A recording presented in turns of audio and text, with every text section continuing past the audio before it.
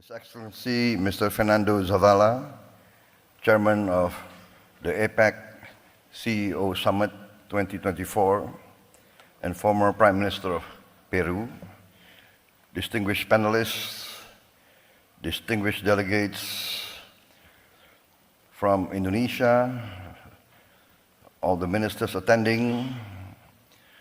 I would like also to acknowledge the presence of many notable CEOs from Latin America and the Caribbean, and distinguished participants from the ASEAN Business Advisory Council. Ladies and gentlemen, I'm very honored to be invited to address this distinguished body. As we all know, that peace and prosperity is driven by economic activity, by the role of the business community, the role of entrepreneurs, the role of industry. Without the dynamic participation of the economic sector, basically we cannot have growth and prosperity. Without growth, we cannot alleviate poverty. We cannot create relevant employment. Therefore, I am very happy and very honored to address you, the drivers of economic growth in the Pacific region. The Pacific region, I think, is one of the most dynamic areas of the world. Economic growth, potential technological achievements, the demographics, the resources available in the Pacific and the Indo-Pacific regions, all point to a bright economic future for all. We have at the present geopolitical tension, but I am an optimist in the interests of humanity. I believe that the leaders of the great powers of the world, in the final analysis, will always opt for the common good. Rivalry is historical. There will always be rivalry. But our planet has become smaller. We are now in a planet full of technological breakthroughs.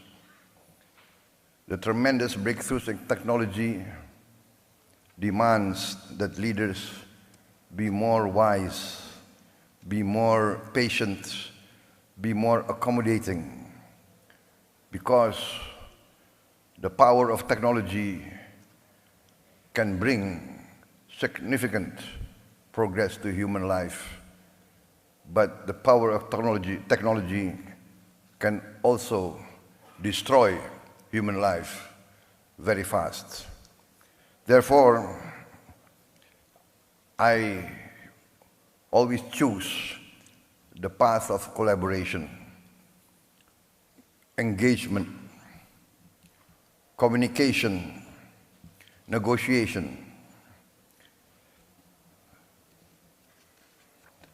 Yes, we have to uphold and live by common laws, by international rules, but we must also have common understanding of everybody's interests.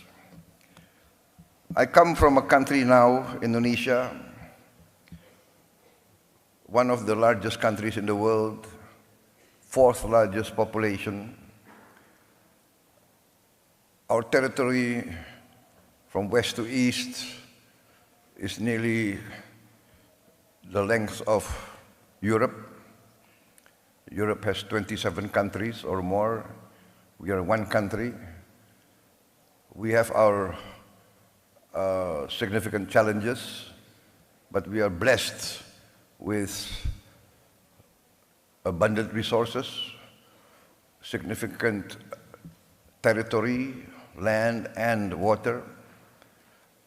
We have the fortune of being able to, in a few years, be completely self-sufficient in energy, self-sufficient in green energy. We will be perhaps one of the few countries that can achieve 100% renewable energy within a few years. We can replace fossil fuel by renewables. We have the largest geothermal potential. I think 60% of the world geothermal energy potential is in Indonesia. We have a potential, of course, solar energy, but our main strength will come from bioenergy, from the plant-based fuel that we can produce. We will be, I think, together with Brazil and maybe with the Congo DRC, we have the potential to produce fuel from plants, and this, I think, will create a lot of opportunities because we will save a lot on foreign exchange. The funds will circulate within our own economy. We also are blessed with critical minerals and other vital resources for modern life. And also I've been discussing with Peru, the Peruvian government. I think we have complementary resources for the future.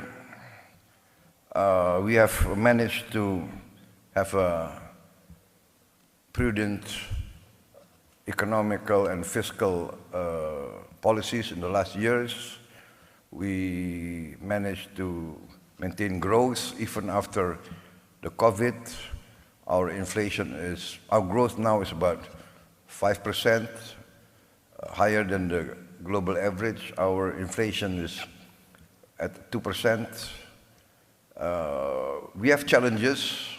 We still have, I would say, we still have poverty at a large scale, large level, which I'm determined to bring down.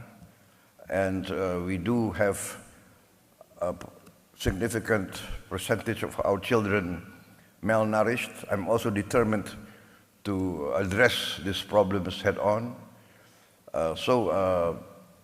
Ladies and gentlemen, I am a firm believer in the role of private business. Before I entered government, I was also a businessman, an entrepreneur, so I do understand from both sides the concerns, the challenges faced by private business. I think private business wants certainty of the legal system. Private business wants favorable economic climate, political climate, stability, security, and good conditions, favorable incentives, and this we are addressing. We have liberalized our laws. We open the health sector for foreign health companies. We are opening our education sector. We invite foreign universities to open campuses. We are inviting foreign hospitals to open their branches in Indonesia. We are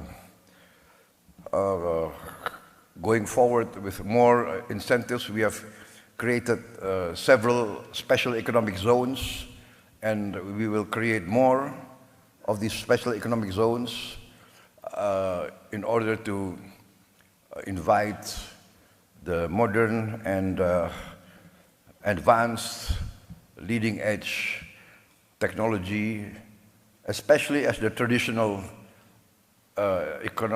economy. For instance, we are very bullish on our maritime industry, fisheries. I think we are now 3/4 of our national territory is water. We have tremendous potential for, let us say, a well-planned fishery program, aqua farming, and a lot of processing industries.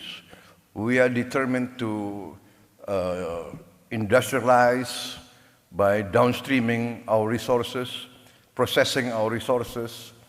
We have 26 commodities which we are determined to have a processing industry. We calculate that we need investment of around $600 billion, and we invite foreign participants to come in and take part in this. And many of the companies have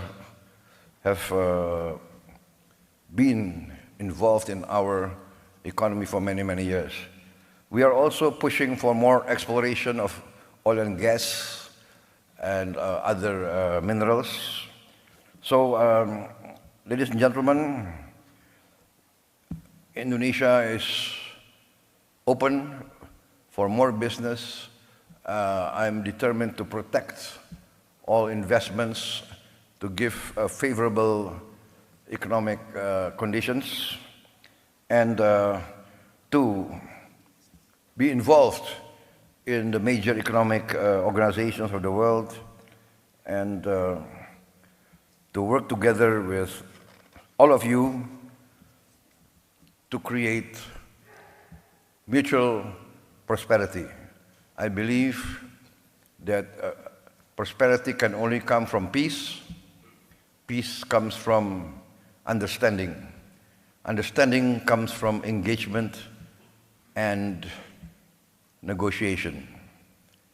So I'm very happy to attend this APEC summit, to renew contacts, to introduce myself, to introduce my country, and to invite cooperation between all of you, the private sector of the Pacific Basin, the Pacific world, and together to achieve prosperity.